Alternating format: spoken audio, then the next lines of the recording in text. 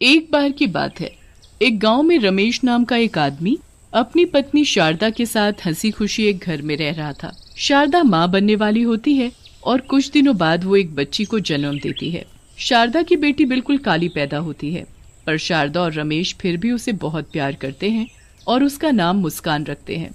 एक साल बाद शारदा को एक बेटा होता है जिसका नाम वो नकुल रखते हैं। नकुल जब 2 साल का होता है तब शारदा की तबीयत बहुत खराब हो जाती है और उसकी मौत हो जाती है। अब कैलाश बेचारा अकेले ही दोनों बच्चों को पालने लगता है। धीरे धीरे समय बीतता है और मुस्कान 5 साल की हो जाती है।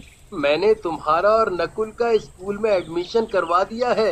अब तुम दोनों कल से स्कूल जाना और खूब मन लगाकर पढ़ना। मुस्कान और नकुल बड़े खुश हो जाते हैं और अगले दिन से स्कूल जाने लगते हैं। मुस्कान अपनी क्लास में जाकर सबसे आगे बैठ जाती है। ए लड़की, तुम कौन हो? पहले तो इस क्लास में नहीं देखा। मेरा नाम मुस्कान है, मेरा आज ही एडमिशन हुआ है। नाम मुस्कान और शक्ल ऐसी कि सामने वाले की मुस्कान गायब हो जाए।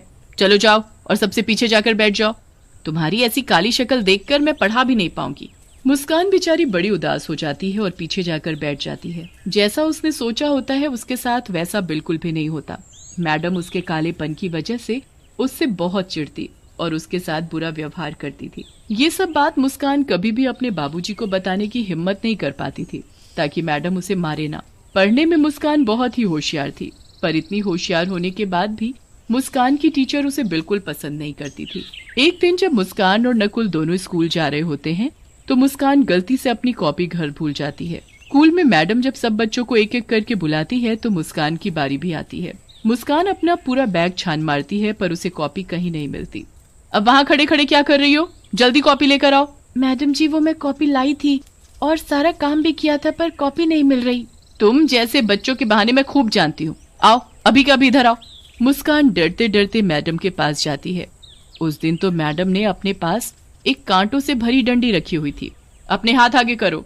मैडम जी, मुझे माफ कर दो प्लीज, मैंने सच में काम किया था। मैंने कहा हाथ आगे करो, समझ में नहीं आता क्या? मुस्कान डरते हुए अपने हाथ आगे करती है। मैडम अपनी कांटों से भरी छड़ी उठाती है और जोर जोर से मुस्कान के हाथ पर मारना शुरू कर देती है। मुस्कान बुरी तरह चिल्लाने लगती है और उसके हाथों से खून बहने लगता है। मैडम जी, मत मारो, मुझे मत मारो, माफ कर दो मैडम जी, मुझे माफ कर दो। मैं बच्चों को माफ नहीं करती बल्कि उनको सजा देती हूँ, सजा। और तुझ जैसी काली कलूटी को तो डबल सजा मिलनी चाहिए। मैडम मुस्कान को इतना मारती है कि मुस्कान खूनम खान हो जाती है। रोज मुस्कान की मैडम उसे ऐसे ही मारती और एक दिन तो हद ही हो गई जब मैडम ने सजा देने के लिए उसे स्कूल की छत पर नंगे पांव धूप में खड़ा कर दिया। मुस्कान की हालत इतनी बुरी हो गई कि वो चक्कर खाकर छत से नीचे ही गिर गई और तड़प तड़प कर मर गई। उस वक्त कैलाश 2 दिन के लिए शहर गया होता है। ये खबर सुनकर वो दौड़ा चला आता है, पर आने के बाद उसे ना ये पता चलता है कि उसकी बेटी की मौत कैसे हुई और ना ही उसे अपनी बेटी की शक्ल देखने को नसीब होती है, क्योंकि गांव वाले ही उसका क्रियाकर्म कर देते हैं। कैलाश को मुस्कान की मौत का बहुत दुख होता है और वो उसके लिए बहुत रोता है। कुछ दिन बाद वो नकुल को स्कूल छोड़ने जाता है। वो नकुल को छोड़कर जा ही रहा होता है कि उसे स्कूल की छत के किनारे एक भयानक शक्ल की काली सी चुड़ैल बच्ची दिखती है। कैलाश जल्दी से भागकर पास जाकर देखता है तो वहाँ कोई भी नहीं होता। अभी तो यहाँ कोई था, कोई भयानक शक्ल जैसी काली चुड़ैल जैसी बच्ची कहाँ गई वो अचानक? कैलाश वहाँ से वापस जाने लगता है तो वो काली चुड़ैल बच्ची फिर से आ जाती है। मैं वापस आ गई हूँ, एक एक से मैं बदला लूंगी, किसी को नहीं छोड़ूंगी। सब बच्चे क्लास में पढ़ रहे होते हैं। हमेशा की तरह मैडम बच्चों को मार रही होती है। तभी वो काली चुड़ैल बच्ची खिड़की के पास आकर खड़ी हो जाती है और उस मैडम को घूर घूर कर देखने लगती है। उसके बाद वो टेबल पर पड़ी कांटों वाली छड़ी को देखकर घूरने लगती है। छड़ी अचानक हवा में उड़ने लगती है। सब बच्चे और मैडम हवा में उड़ती छड़ी को देखकर हैरान हो जाते हैं। उसके बाद वो एक इशारा करती है और छड़ी मैडम को मारना शुरू कर देती है। मैडम जोर जोर से चिल्लाने लगती है और वो काली चुड़ैल बच्ची बहुत खुश होती है। अब आया ना मजा, अब पता चलेगा कि कैसे दर्द होता है। हाय हाय, मैं मर गई, कोई मुझे बचाओ, ये क्या हो रहा है? कौन है यहाँ? कौन कर रहा है ये सब? यहाँ कोई भूत तो नहीं? हे भगवान, मुझे बचाओ। बच्चे तो बड़े खुश होते हैं और मैडम वहाँ से भाग जाती है। अब दिन के वक्त वो मैडम लंच कर रही होती है। जब मैं खाना खाती थी तो मुझे खाने भी नहीं देती थी ना, आज मैं तुझे खिलाती हूँ पेट भर कर खाना। काली चुड़ैल बच्ची अपना हाथ गोल गोल घुमाती है और सारा खाना हवा में गोल गोल घूमने लगता है। अरे अरे ये क्या हो रहा है? ये कैसे हो सकता है? यहाँ पक्का कोई भूत है। कितना मजा आ रहा है तुझे ऐसे देखकर। अब मैं रोज ऐसे ही करूंगी। मैडम को आसपास कोई दिखाई नहीं देता।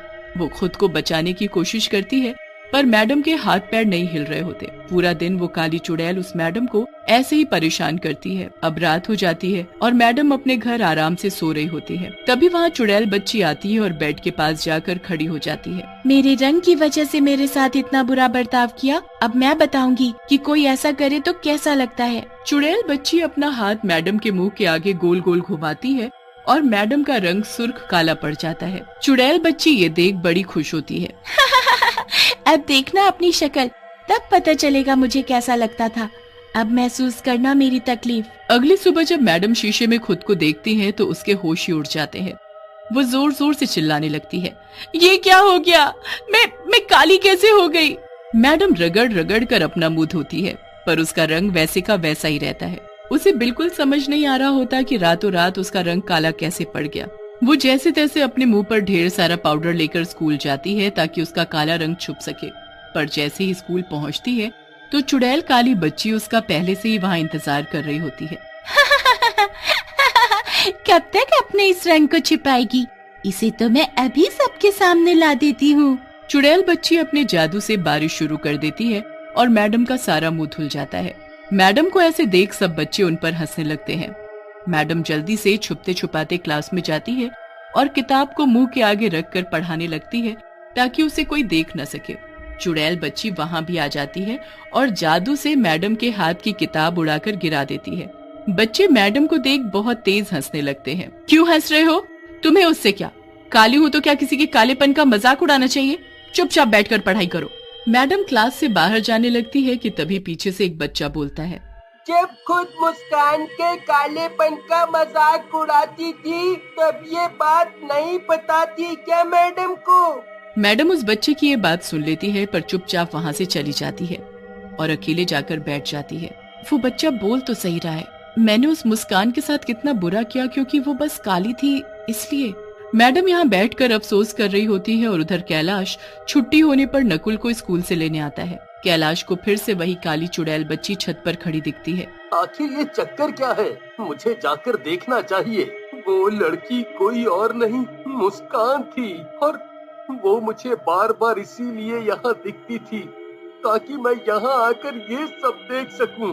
उसके साथ जरूर कुछ गलत हुआ था। तुम चुड़ैल नहीं, मेरी बेटी हो, है ना? तुम मुस्कान हो ना? हाँ पापा।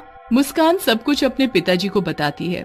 कैलाश को बहुत गुस्सा आता है। मैं नहीं छोड़ूंगा उस मैडम को जिसकी वजह से आज तुम मेरे साथ नहीं हो। उस मैडम को मैंने उसके किए की सजा दे दी है।